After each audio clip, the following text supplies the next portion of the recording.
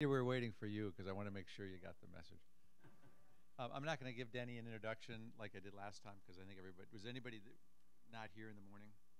No, okay. So Dennis's second talk is Galapagos magmatism from mantle source to eruption. Take it away. Yeah, so now I'm going to be talking about something I think I know a little bit more about than this morning's talk, but it's probably going to get me in trouble with this crowd. So I showed this slide before, but this will be in stark contrast to a comment he made when he actually got to Galapagos. I also like the fact that he uses that verb, geologizing, which I think is we've lost in our language, but I'm trying to resurrect. So again, the Galapagos are volcanic islands, and this has really been the basis for my research for the past 35 years, and understanding basically not just the eruptive processes, which I'm not going to talk about so much today, but the origin of the magma and how the magma evolves as it transits the lithosphere. So here's a more expansive view of the tectonic scenario in the Galapagos. And again, the key thing to bear in mind that it's a hotspot province, but profoundly affected by its proximity to the Galapagos spreading center, a mid-oceanic ridge that separates the Cocos from the Nazca plates. And so here you can see the more detailed bathymetric map of the Galapagos region. And just to lay it out very loosely, we know from seismic studies and the geochemistry that the mantle plume that causes the Galapagos is centered about in this area here. But the Galapagos doesn't form a single chain of islands. Instead, they seem to be laid out in two dimensions. These two bumps up here are islands. And so the conventional view we have is that here's the mid-oceanic ridge coming, the plume comes up underneath here, and there's the flow of plume material from the mid-oceanic ridge towards from the hotspot province towards the ridge. And there are a lot of pioneering studies that demonstrated this. And I'll show you some data that really make that a compelling model for what's going on in this area. And one of the neat things we can do in the Galapagos is that because of the really unique geochemistry of the lavas that erupt from these volcanoes, actually the volcanoes from throughout the archipelago, and the unique geochemistry of the characteristic geochemistry of the mid-oceanic ridge basalts that erupted far away from the Galapagos hotspot, we've basically got an igneous tracer experiment, much like a hydrological tracer experiment, where we have geochemical tracers that are being injected by the mantle plume and being sampled in different ways by the mid-oceanic ridge. And we certainly, I believe that we're able to map the dynamics of the mantle to some degree by looking at the geochemistry of the igneous rocks. A lot of this comes from a whole variety of theories having to do with the interaction between mantle plumes and the lithosphere. A very simple model. This was used to, I think, simulate what's happening at Yellowstone. But the idea is a buoyant plume comes up, it hits this lithospheric lid, and then it pancakes out because it has nowhere else to go. And not only that, it gets dragged in the dimension of plate motion. There's also been a number of these geodynamic modeling studies that show the interaction of a plume with a nearby spreading center. And most of those geodynamic models have the plume flowing up until it hits the lithosphere, and then it will slide up the upsloping base of the lithosphere towards the mid-oceanic ridge. And that's sort of the geodynamic paradigm of how near-ridge plumes contaminate or interact with the mid-oceanic ridge, basically like smoke going up a dome ceiling, sliding uphill. But I'm going to show you data that, not that I have a lot better idea, But I think that in particular the seismic data disprove that model. So here's some data from the Galapagos Spreading Center, and the Galapagos Islands are centered at about 91 degrees west. So this dotted line is basically where the Galapagos Islands are. As you go along the ridge, first thing that happens with the ridge, it gets shallower. The crust gets thicker, presumably because the hotspot is providing greater amounts of magma, so the oceanic crust thickens to a greater extent. And actually, you see this. This is crustal thickness away from the Galapagos hotspot. It's a pretty ordinary 6 to 7 kilometers thick, it being the oceanic crust. And as you get closer and closer to the Galapagos Islands, the crust thickens up to about 9 or 10 kilometers thick, and that is mirror imaged by the Mantle anomaly from the gravity measurements. Those geophysical and physical features are almost perfectly matched by geochemical anomalies. So if you were along the Galapagos Spreading Center, far away from the Galapagos Islands, you have pretty ordinary mid-oceanic ridge basalt, say with an epsilon neodymium between 9 and 10, and strontium isotope ratios around 7.025. And then as you sample the basalts getting closer and closer to the Galapagos hotspot, you get very hotspot-like values with strontium isotope ratios up to 7.030 and epsilon neodymium down around 5. So it appears that by whatever mechanism, unequivocally, the Galapagos hotspot is affecting the Galapagos Spreading Center by making more magma than the spreading center would ordinarily make, and imparting a geochemical fingerprint on the lavas that are erupted. Whoops. Oh, you can see it. This is a terrible slide, so I'll try and describe it to make up for that. Unlike all the other isotopic tracers, there is no imprint of the Galapagos hotspot on the Galapagos Spreading Center in terms of helium isotopes.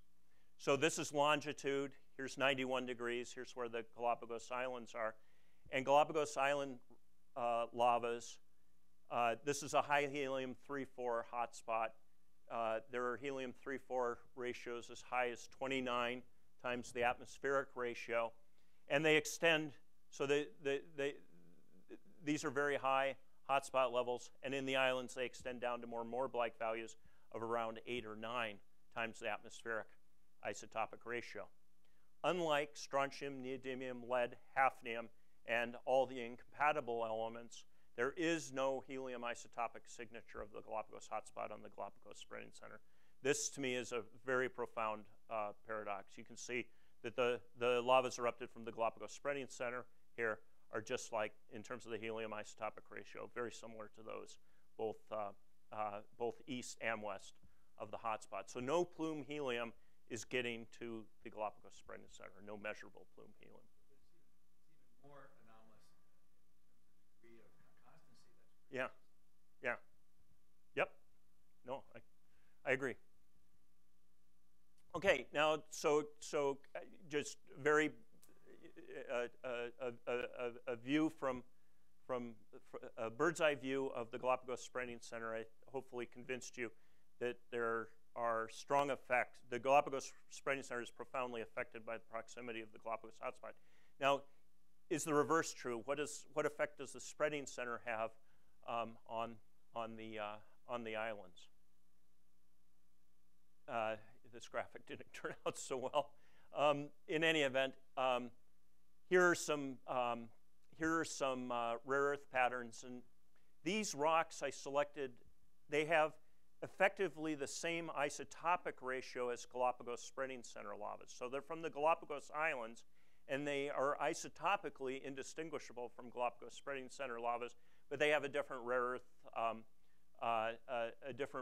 pattern. So here's a typical morb from the Galapagos Spreading Center.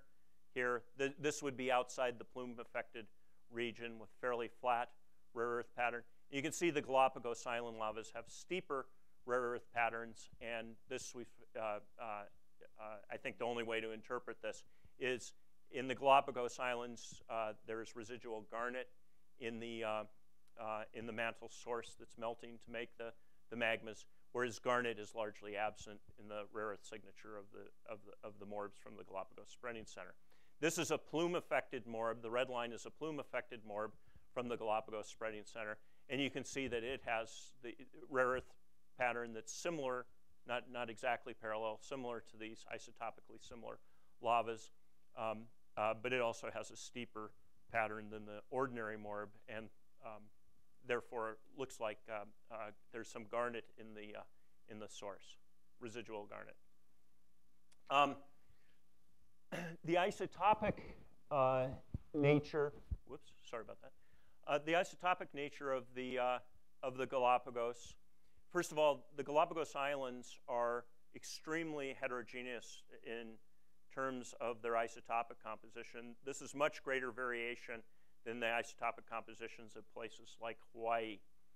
And this is work by Karen Harp, and she's done a lot of mass balance calculations, so forth.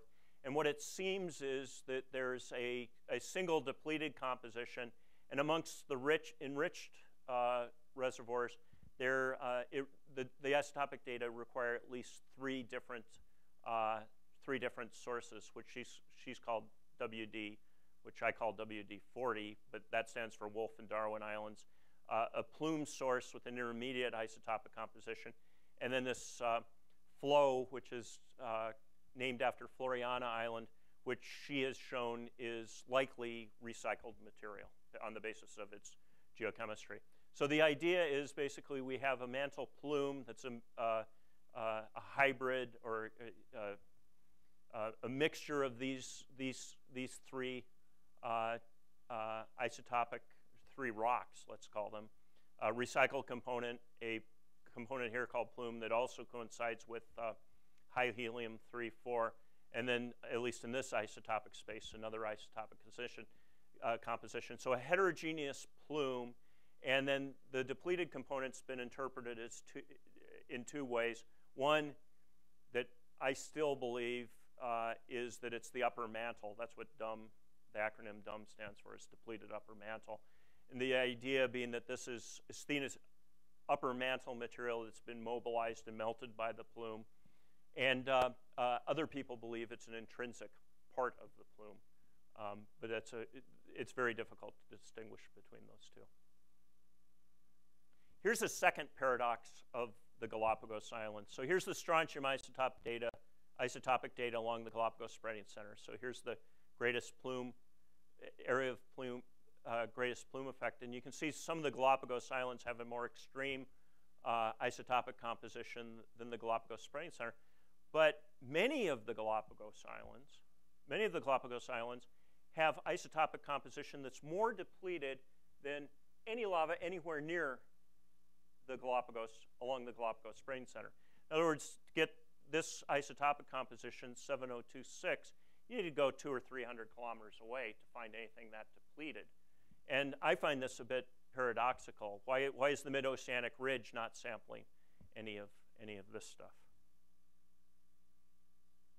Okay, so just to conclude, or to summarize the conclusions I've made thus far, melting is fairly deep. It's melting to make these magmas is in the presence of garnet. The Galapagos Spreading Center includes plume, strontium, neodymium, lead. I didn't show the water data, but there's a big kick in the water concentrations, the pre-eruptive, the magmatic water concentrations in the Galapagos Spreading Center lavas. The Galapagos Spreading Center has no plume helium. Many of the hotspot lavas, particularly in the northern part of the Galapagos, they're more depleted than the Galapagos Spreading Center. So if we have this idea that the plume is flowing towards the spreading center, somehow it's getting over it's going through a region where the volcanoes don't sample it.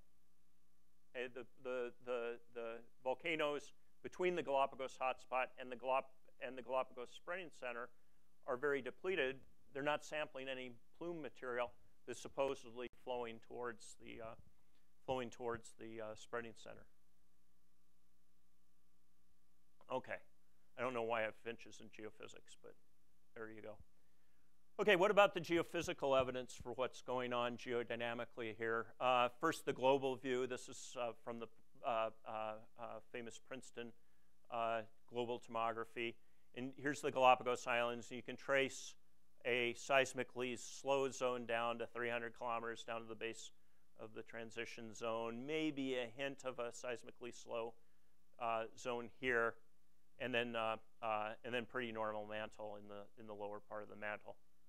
But in the late 90s, I guess some people in this room joined Doug Toomey and Emily Hoof to put out a seismic network in the Galapagos. I've had the very good fortune of collaborating with them on the interpretation of the data.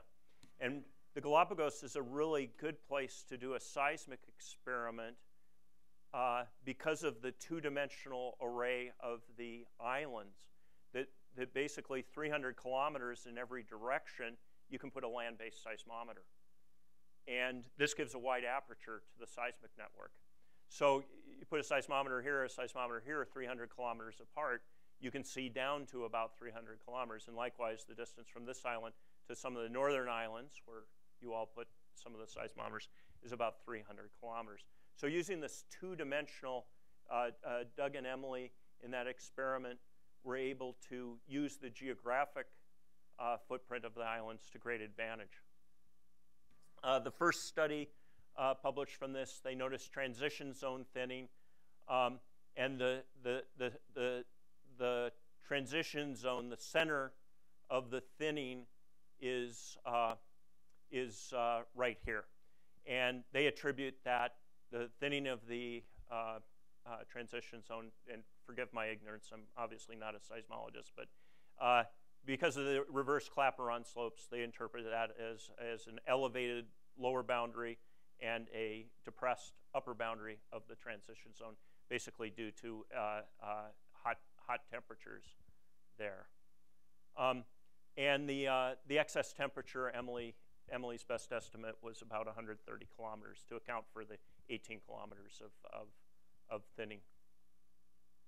Here's the tomographic image of the Galapagos. So this is an east-west view, so this is longitude. And this is a combined inversion of surface waves, which are for imaging the upper 100 kilometers or so, and S waves. And this is the tomographic image that was obtained by that tomographic inversion. And again, this is everything in here is within the bounds of the network. There's no projection outside the where there's actually seismic data. And what's pretty neat about this is, like, right, even an igneous petrologist can see, well, there's a mantle plume very clearly imaged there. So there's a very steep-sided, low velocity zone.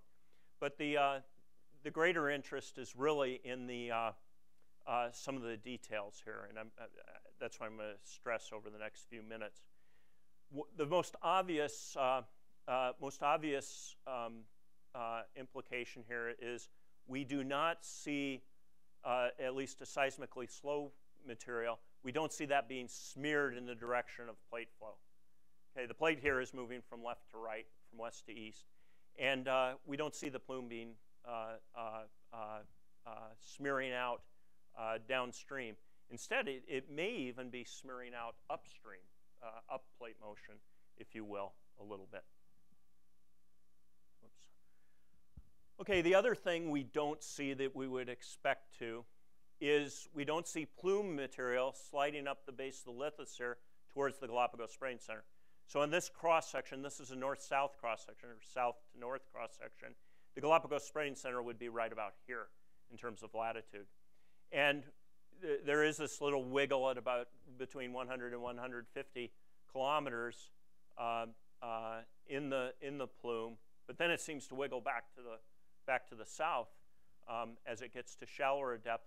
There's notably no sign of the mantle plume, particularly here at shallow depths at the base of the lithosphere, sliding towards the the rifted margin. We go back to the original image, and one of the things we became interested in is there's clearly some depth structure to the plume in this seismic image that I believe could be broken up into 4 seismic zones. You've got the lithosphere, basically a seismically normal layer extending down a few tens of kilometers. And then there's a seismically slow zone here down to about 70 kilometers. And then there's a relatively fast intermediate zone before you get down to a deeper seismically slow zone again. So being a petrologist, I was interested in what are we mapping here with this red stuff and the yellow and green stuff. And this is distorted because I stretched it out to be the same scale as this diagram. And this is a diagram from Peter Wiley, who contemplated what would happen in volatile-bearing rocks during upwelling. And his idea that he presented here, this is actually a copy from John Winter's textbook.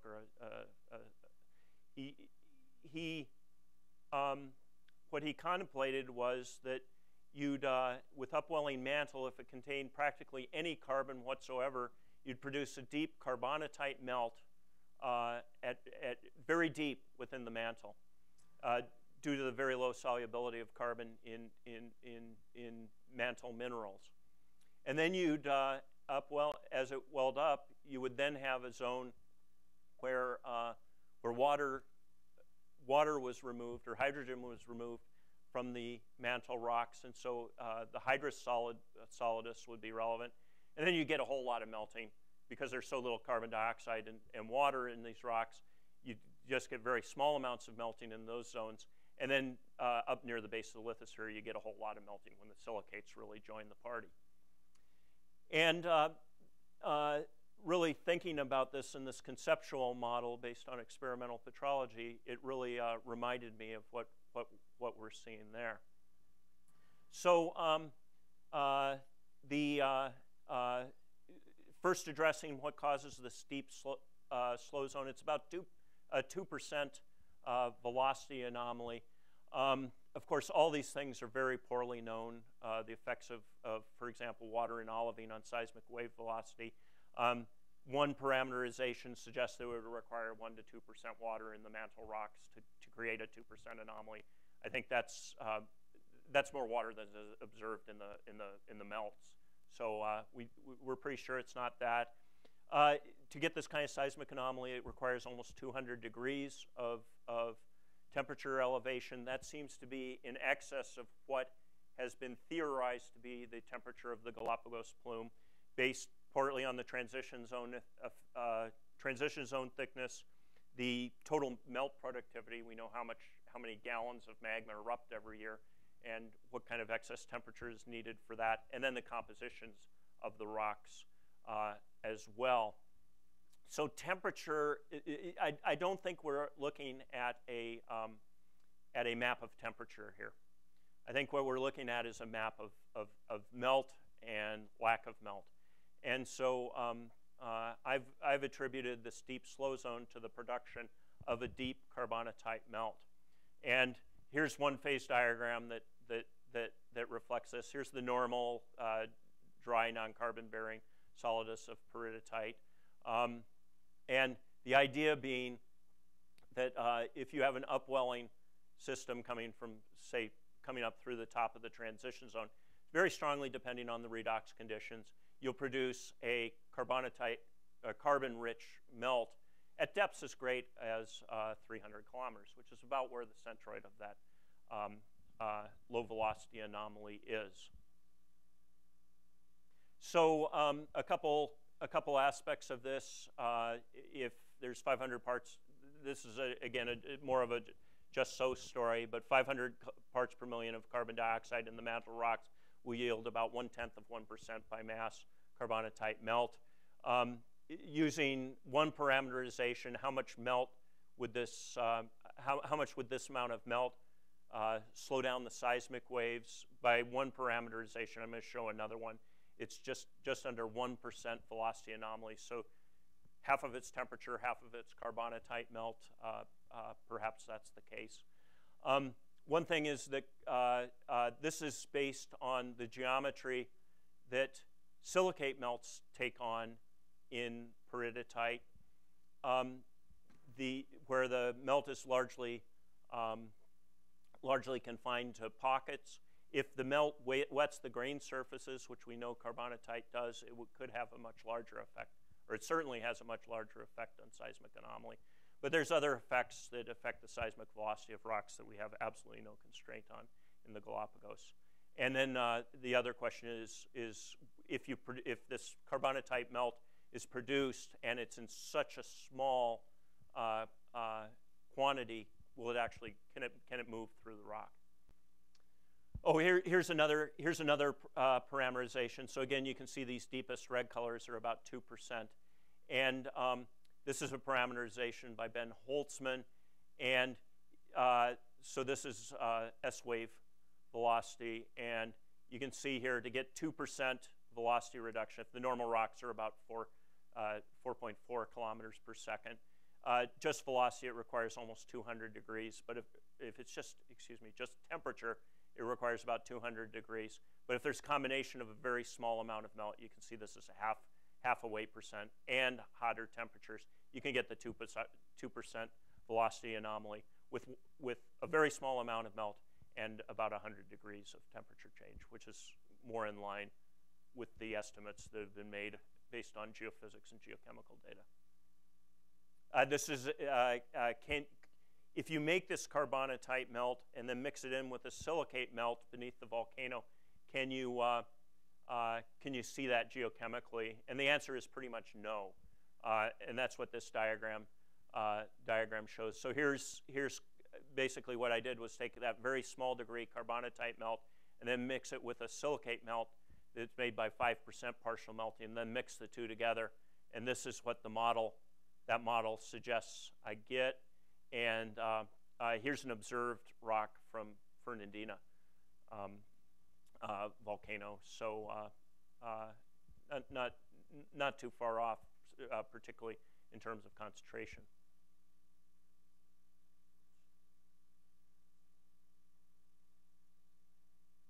I forgot what all those were for. Steve called me yesterday and asked me if I could do the turtle talk instead of this one, so I let this one sit. I'm not as prepared as I should be. Okay, and then there's this intermediate zone that's relatively fast, certainly fast relative to the rocks above and below it. And my idea here is that these are the rocks that are the residue of hydrous melting. So the idea being carbonatite melt is produced here, and then hydrous melts are produced at about this level. And unlike the production of carbonatite melts, hydrous melting is known to increase, or at least thought to increase, the seismic velocity of the rocks. And the reason for that is the removal of hydrogen from olivine. Hydrogen basically makes the olivine less viscous and seismically slow. And so if that's removed, it becomes seismically fast. So this would be the residue of hydrous melting. So is there any evidence for this? And here's the, is there any geochemical evidence for this idea of production of hydrous and carbonatite melts? And here's the water data. So here's longitude, here's the Galapagos, and you go far away from the Galapagos hotspot, and there's pretty ordinary Morb values for water concentration. As you get towards the hotspot, you get some very water-rich, almost 1% water in some of the submarine glasses. And then melt inclusions, and these data were undoubtedly measured about a couple hundred meters from here. Fernandina melt inclusions are rich in water, so we think the plume is rich in water. And so water-rich plume material somehow gets to the Galapagos spreading center and makes the water anomaly. Carbon dioxide, of course, in In submarine glasses, you're mostly measuring eruption depth because the magmas are CO2 saturated. So these data don't represent magmatic values. Basically, the water concentrations near the Galapagos hotspot, or excuse me, the CO2 concentrations near the Galapagos hotspot are low because the water's shallow, because there's thick crust there.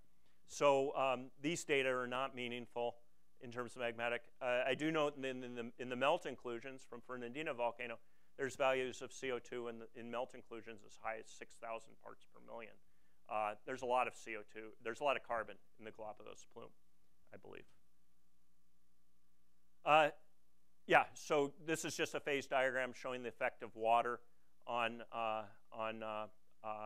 melting. So here's a ridge adiabat. Here's a plume adiabat. If you take this is model for the Hawaiian plume. If you take a colder plume, one without as much thermal energy as the Galapagos, or as Hawaii, say something like the Galapagos, come up, and depending on the amount of water in the peridotite, you might start melting at depths between 4 and 5 gigapascals, depths right about where the rocks really pick up the velocity in the tomographic image.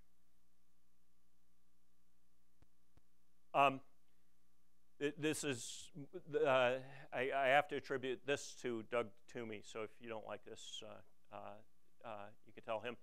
There's this big jog in the plume where it swings to the north, and Doug's idea is if you do melt at the hydrous solidus here, it could be that the plume material actually becomes stiffer, becomes more viscous, and basically the plume, it's like a pipe freezing almost. The water, once the pipe freezes, the water's going to want to try and find a way to bypass it, by bursting your pipes or whatever. So that's the idea here, is that this is actually plume material that's had water-rich melt extracted, and that's kind of clogging up the flow pattern. So we obviously don't observe eruptive carbonatites or really wet melts. The idea, what I think probably happens if these things are real, is that the carbonatite and the hydrous melts basically come in and mix with silicate melts that are produced at much shallower levels beneath the hotspot, or in the hotspot system. Now, I raise this paradox with respect to two things, and one is that the volcanoes up in here don't have any plume signature in terms of their geochemistry, but the rocks here at the Galapagos Sprinter Center have a big plume influence. So the idea I propose is that instead of material flowing along the base of the lithosphere, plume material flowing along the base of the lithosphere and contaminating the Galapagos Sprinter Center, the flow is actually at great depth. The flow being basically by return flow of mantle material flowing towards the Galapagos Spreading Center, and as opposed to plate flow. And the idea being that what you're entraining is this material that's depleted in CO2, and I think that the carbonatite melt might just take the helium along with it. So the idea is carbon dioxide and helium come straight up out through the top, and it's this depleted material that gets cycled through the Galapagos Spreading Center, and then basically these depleted islands that lie between the main Galapagos platform and the Galapagos Spreading Center are sampling mantle that was depleted by melting at the Galapagos Spreading Center, where the enriched rocks were melted and erupted here, and that depleted material is being sampled by these volcanoes in here. I'm much less compelled by this case than by the deeper story.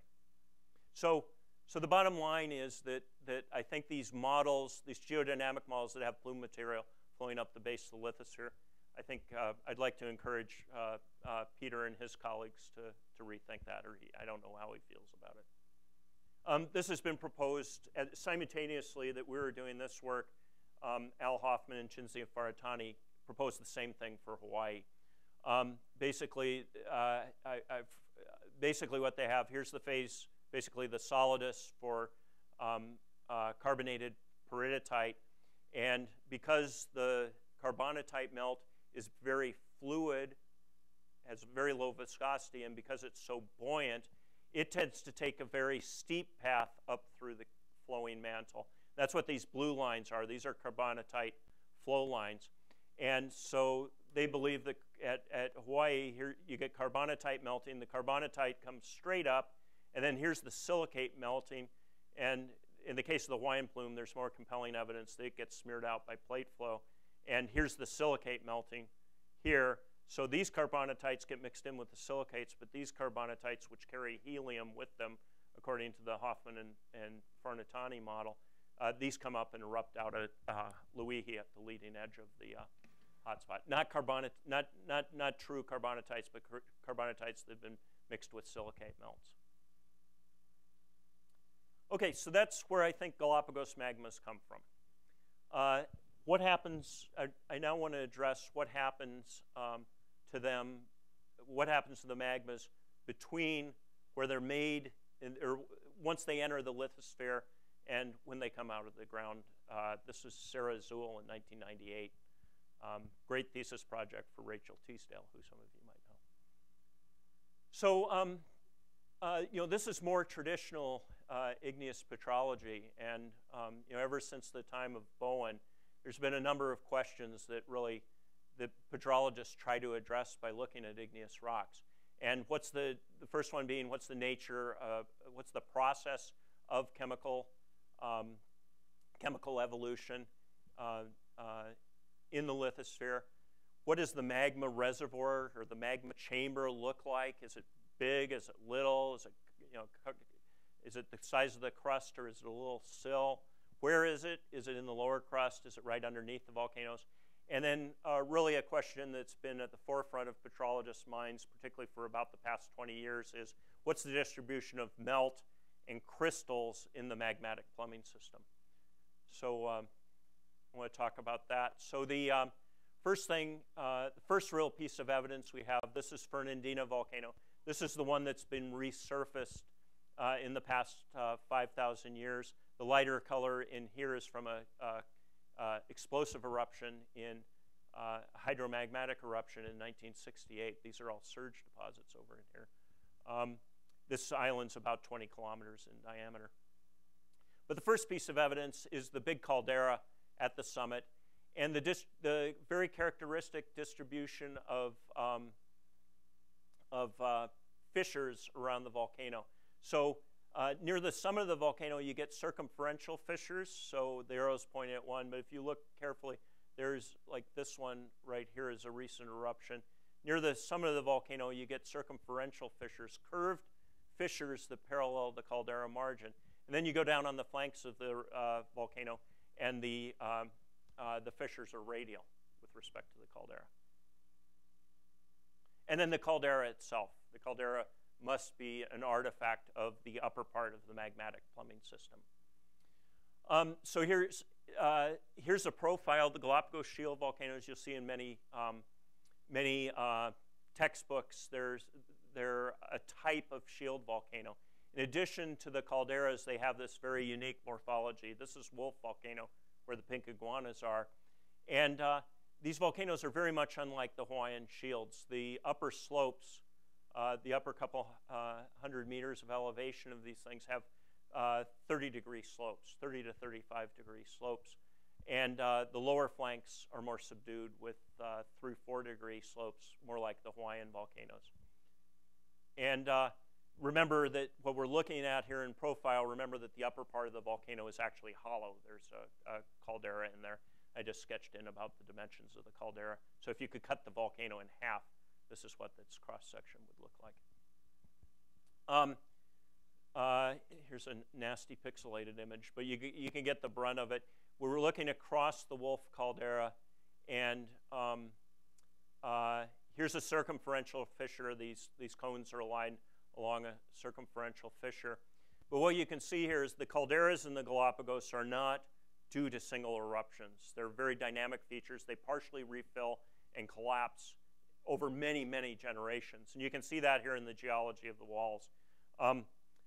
You see here there's a distinct transition about at that red line. The lavas below that are thick.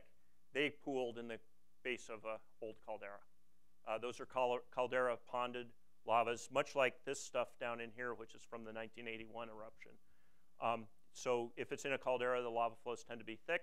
Whoops. And above that line, these are all erupted from vents, much like these circumferential vents. You look at these lava flows up in here, and they're just typically about 1 meter or 2 thick, just like is exposed here. So what must have happened was there was an old caldera.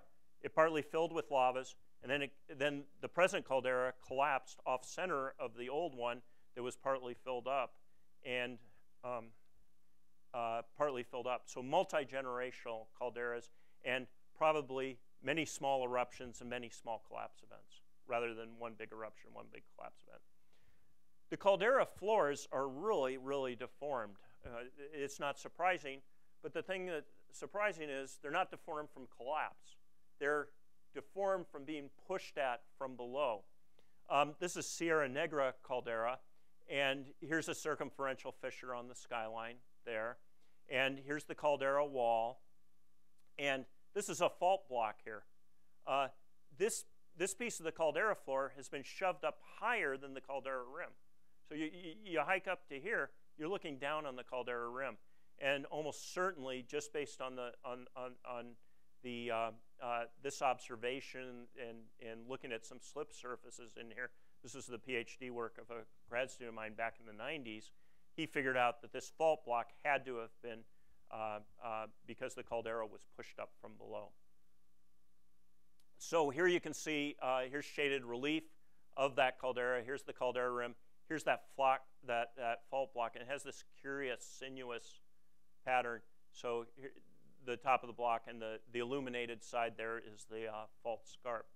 So we knew about this from the first time we saw the volcano, well, first time I saw the volcano back in the 80s, and just from basic geologic mapping in the 90s. But then when GPS technology came out, I thought, geez, with all this deformation feature, this would be a really neat place to put a GPS and understand how the deformation takes place. So about the same time as I wrote a grant to put in a GPS network, the Stanford group was figuring out this InSAR business, and InSAR works beautifully in the Galapagos because of the lack of vegetation and, of course, no snow. And they came up with this image. This is just over the course of several months. Every one of these fringes is 4 centimeters of 4 centimeters of uplift, and it forms this very characteristic bullseye pattern. A couple things about this. Notice the radius of the deformation footprint is quite small. That indicates that the deformation source has to be shallow. If it's much deep, there's a basic rule of thumb that the deformation footprint laterally is equivalent to the depth of the deformation source. So whatever's doing this is not any deeper than the radius of the caldera. Yeah, I always thought this looked like an interference, looks like an olivine grain under cross polars. Yeah, so that was great. That satellite work came out, and about the same time we got the grant funded. Here's my preferred quote of Darwin. This is actually after he had been in the field in the Galapagos. He's a little bit less romantic about how great the place is. But I basically made a career by doing stuff that nobody else would. Most people had too much common sense to do themselves. So I carried, my students and I, and Mike Poland and a couple other guests, carried car batteries and solar panels and so forth over terrain like this out into the middle of this caldera. And we installed initially 6, well, first we did several GPS campaigns, and then those results were so interesting, we got funding to install 6 permanent, continuously monitoring GPS, and we've expanded the network to 10 GPS instruments around the caldera. And this is the original geometry of the 6 GPS stations. And here's the results of one of those, GV04, which is very near the center of deformation. GV02 died a few years ago, and I'm too old to walk in there anymore, so we're going to leave it dead. But here, GV04 is right near the center of the caldera. And this is one of the most remarkable extensive volcano deformation you measure anywhere on the planet. We really didn't need GPS. We could have used yardsticks to measure this. So look at the scale here on the y-axis, right? Most of these plots, if you go to AGU, that will be centimeters. This is meters. You know, so the difference between, you know, the distance between there and these data were processed as of last late December. You know, that's 5 meters. This caldera has been going up and down more than the height of this room, and it wasn't doing much in the early 2000s, and the caldera started inflating. This is a real event. Between 3 10-second GPS epochs, the caldera floor along that sinuous fault popped up 87 centimeters.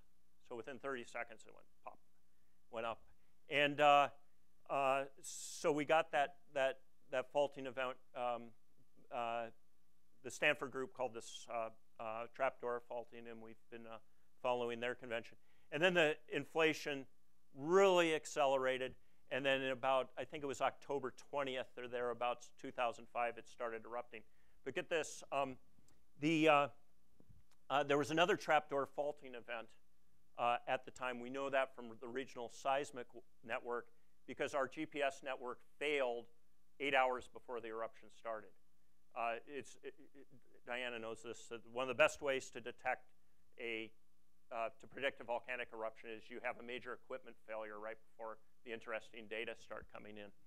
And so that's what happened. The hard drive crashed where we received the data, and this was continuously streaming data. Hard drive failed. Then there was an earthquake along the sinuous fault, and then the volcano started erupting about 3 hours after the earthquake. And what's really interesting is that the eruption did not occur from the fault. It occurred at the hinge of the trapdoor. So that caldera fault block broke, rose like that, probably several tens of centimeters, and the eruption occurred at the hinge of the trapdoor event. You know, presumably, basically that big piece of rock going like that, it created a lot of deviatoric stress, and that channeled the magma. The more rocks I see, the more skeptical I am about the contention that magma tends to follow faults. I think the faults and the magma are both controlled by the background stress, but the magma I don't think cares about faults most of the time. In any event, the caldera floor subsided elastically. There's no ground breaks. Subsided elastically during the course of the eruption, and it started inflating the day after the eruption stopped. It started inflating again. And you can see here that the inflation of the caldera decelerated with time, and we think that the reason for this is that right after the eruption, the pressure differential between the deep part of the magma feeding system and the shallow magma body, that pressure difference was great right after the eruption. Basically, the shallow part of the system was at lithostatic pressure, and you still had pressurized magma at great depth. So the pressure gradient between the shallow part of the system and the deep part of the system was great. So you get a lot of magma coming from the deep part filling the shallow magma body, and you can see that's decelerated. There's been some waxing and waning of the inflation. Maybe magma stopped filling the upper part of the system here for a couple years around 2012, and just in the course of the last year, things are accelerating again. We're not predicting an eruption, but my colleagues in Ecuador put a yellow alert. There's some deep LP earthquakes are really picking up too. They put an alert and closed off the area for tourists about a month ago on the basis of these and the seismic data. The geometry of the the geometry of the uplift in 3 dimensions constrains the magma body. These are horizontal velocities. Again, look at the scale here. That the length of that vector is 1 meter per year. So these are the horizontal motions. You know, we're going many tens of centimeters or a few meters. And this is the amount of uplift before the eruption in meters. The numbers there. So this thing was really pumping a lot of magma into the shallow part of the system. Now you can we've modeled, done simple models of this using a sill approximately the diameter of the caldera, and the top of the magma is shallow. It's about 2 kilometers between. You can the acceptable models all the way from 1.5 down to about 2 kilometers beneath the caldera floor, and the top is dead flat. There's no way to model the top of this magma body as any way but a flat body. We know from the time series that replenishment of the magma body is continual but irregular. There's pulses of magma that come in, and the replenishment is regulated both by the pressure of the sill and this trapdoor faulting. Okay, now a little bit on the petrology.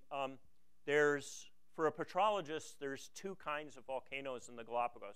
There's ones where the lavas are really boring. Like you look here at Fernandina volcano, and using a simple geothermometer, I reckon that for all 5,000 years and hundreds of eruptions from this volcano, they were all the magmas were within, or all the lavas were within 20 degrees of one another when they came out. I call these monotonous systems. Same thing at Sierra Negra, a little bit colder in absolute eruption temperature, but the variation is very small. I mean, the lavas that are coming out of these volcanoes are like analytical standards for thousands of years. Then there's a couple other volcanoes, this one and this one in particular, this one and this one in particular, that have much greater temperature variations in terms of the erupted volcanoes, and they tend to be a little bit hotter.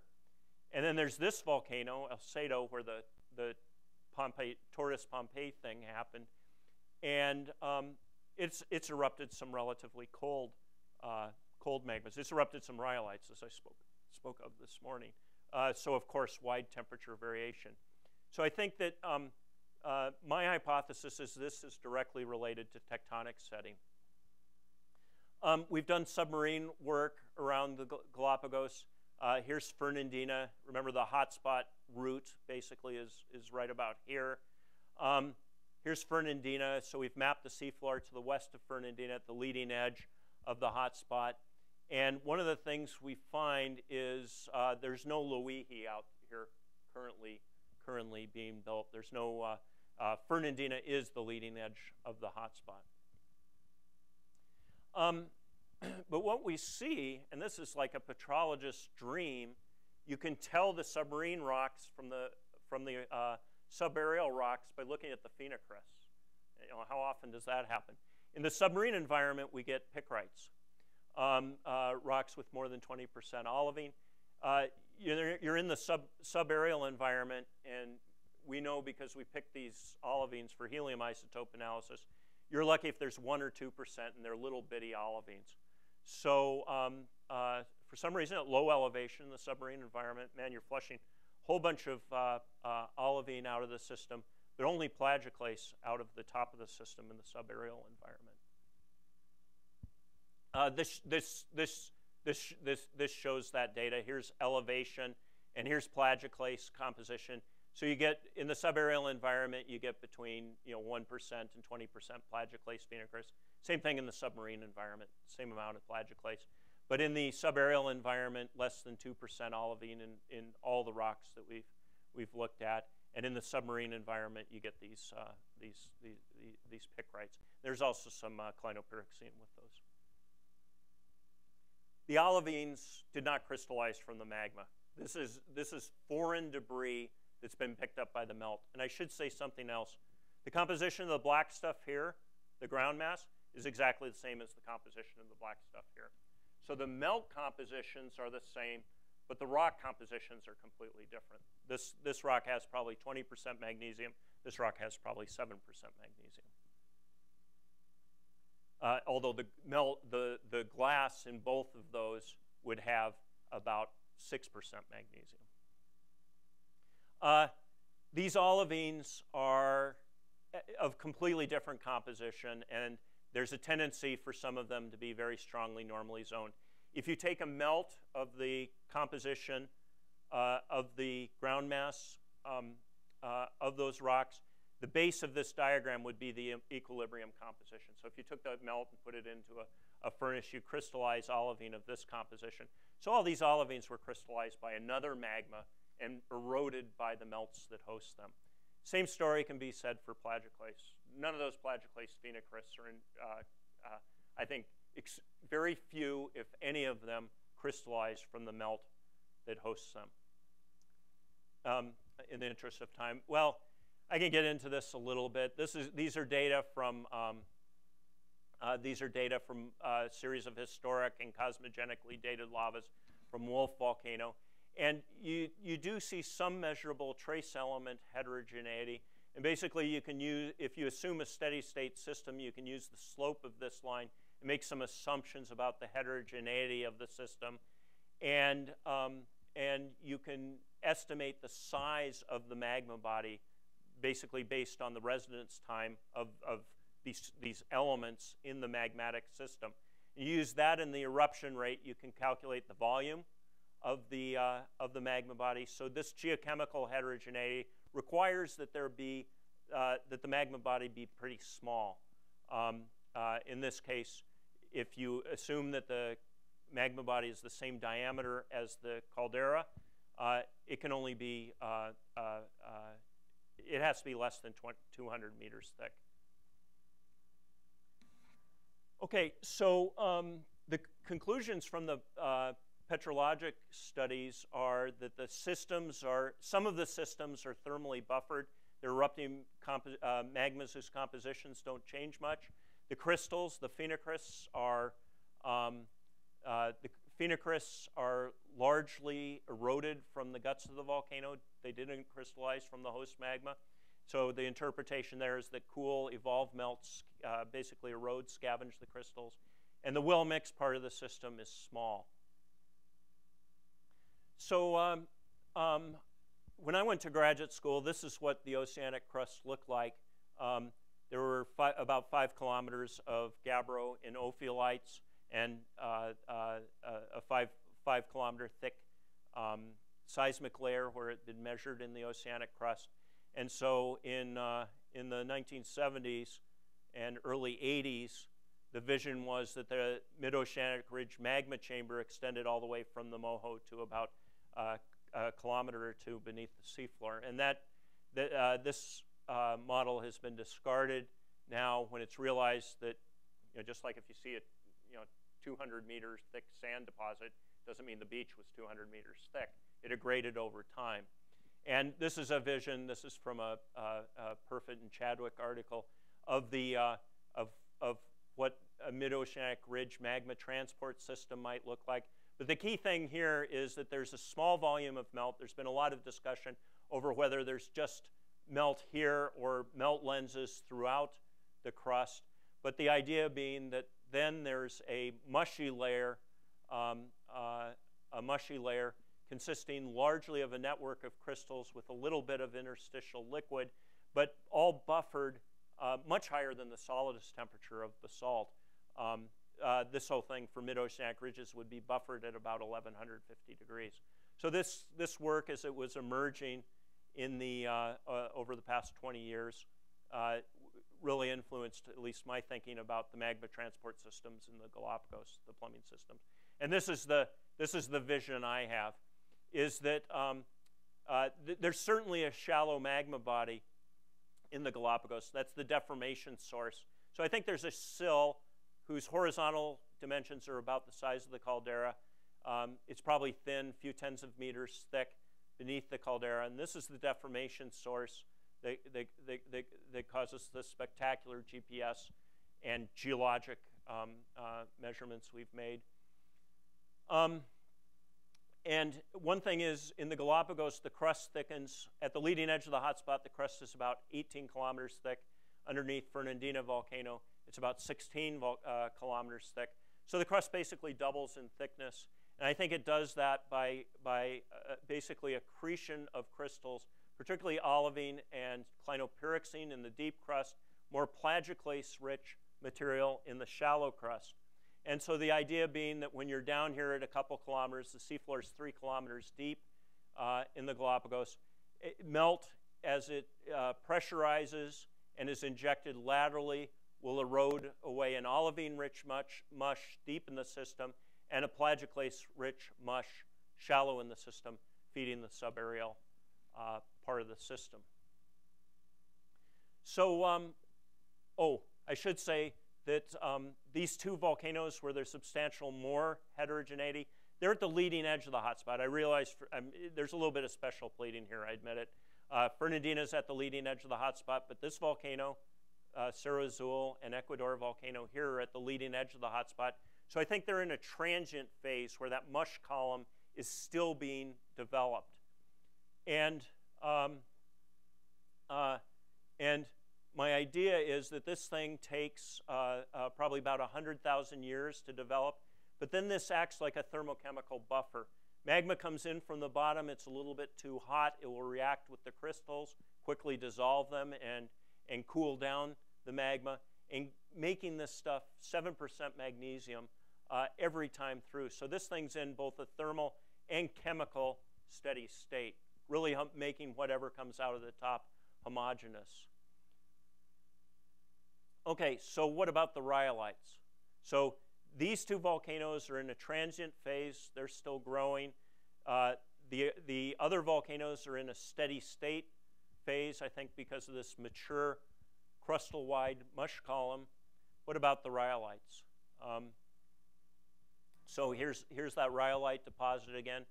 The rhyolites are almost certainly due to closed system fractional crystallization. We've done all kinds of isotopic and trace element studies. These are old, not very good neutron activation analyses. But here's the basalt here, and the basalt icelandites, basically tholeiitic andesites. And here's the rhyolites. You can see huge strontium, and I'm sorry, the x-axis is blacked out here.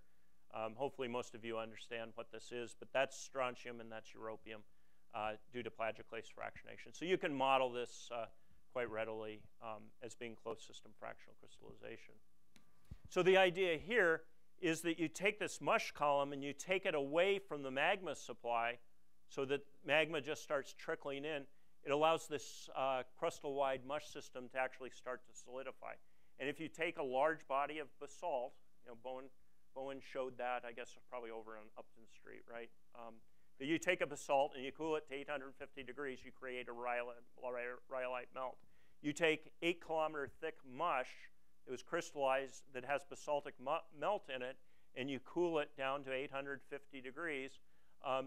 You crystallize, in addition to olivine, pyroxene, and plagioclase, you crystallize iron titanium oxides, and now the residual melt is rhyolite. So the idea being that you take the mush column and carry it away from the source, the hotspot source, you'll make rhyolite and have explosive Plinian eruptions.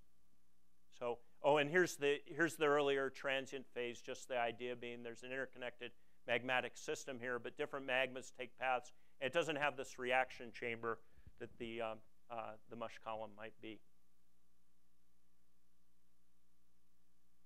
Not sure why that is there. Okay, so the obligatory sunset picture. Sorry, I went a little bit over there. I had a lot to say, but my apologies, and I'm happy to answer any questions.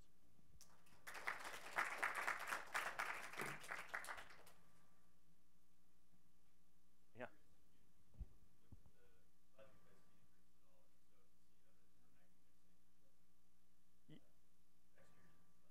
Oh, yeah.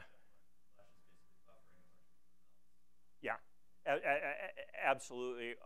Almost all the plagioclases are very complexly zoned, multiple growth dissolution surfaces, and you know I've tried to do statistically break them apart into populations.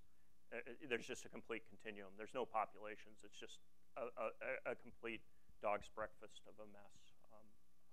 Yeah. Yeah, Rick? What's controlling this Chris just the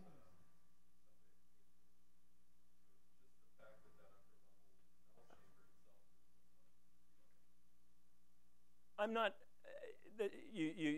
As I might have expected, you got right to the sort of the weakness of the problem. I think I think I stated it too simply. What probably happens? My guess is in the shallow part of the system, the subcaldera sill. My guess is there's plagioclase flotation there. I think there's two different processes going on. I think that the subaerial magmas, because the magma basically comes up vertically through the top part of the sill, you're taking away this.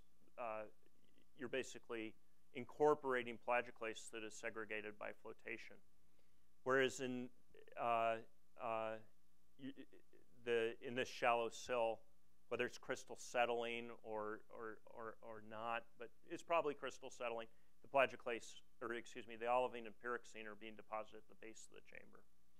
And that stuff is almost certainly mushy because you don't see multicrystal aggregates.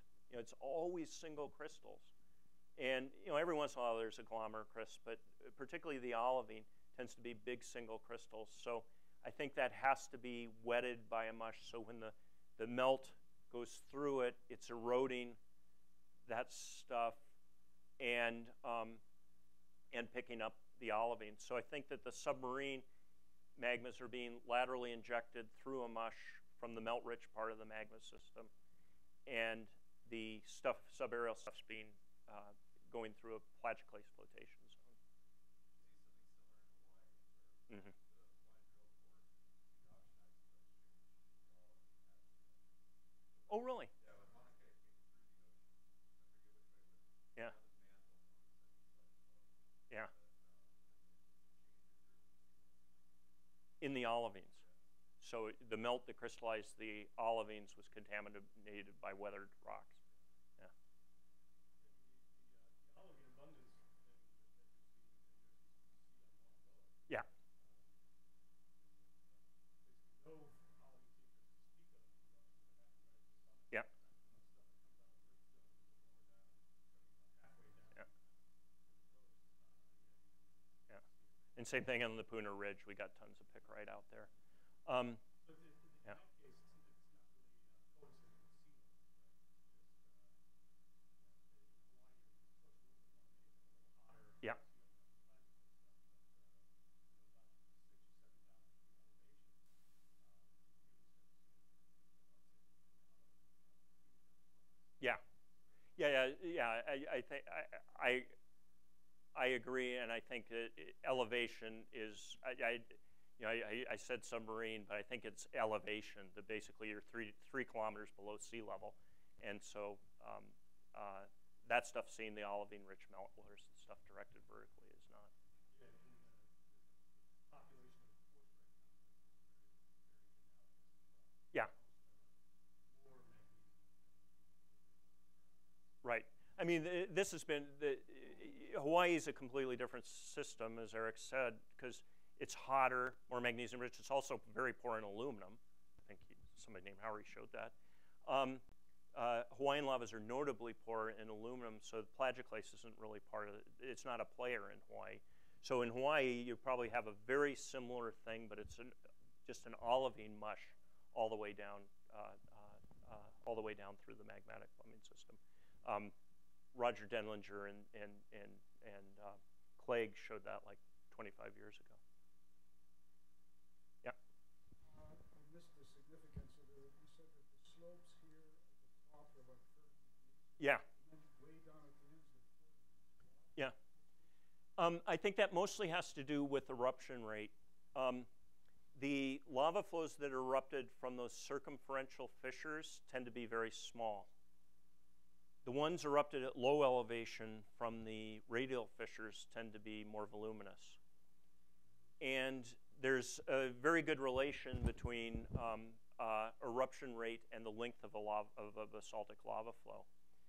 So the idea being that you get a lot of short, stubby lava flows built that upper carapace with a steeper slope, whereas voluminous sheet-like flows build the shallower slopes.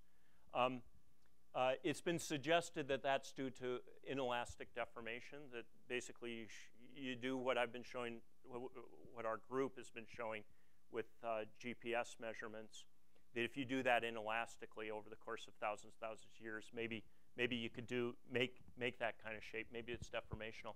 But for a variety of reasons, I don't think that's the case. I mean, we've done paleomag to look for deformation in the caldera walls, and there's no evidence for deformation at all, inelastic deformation.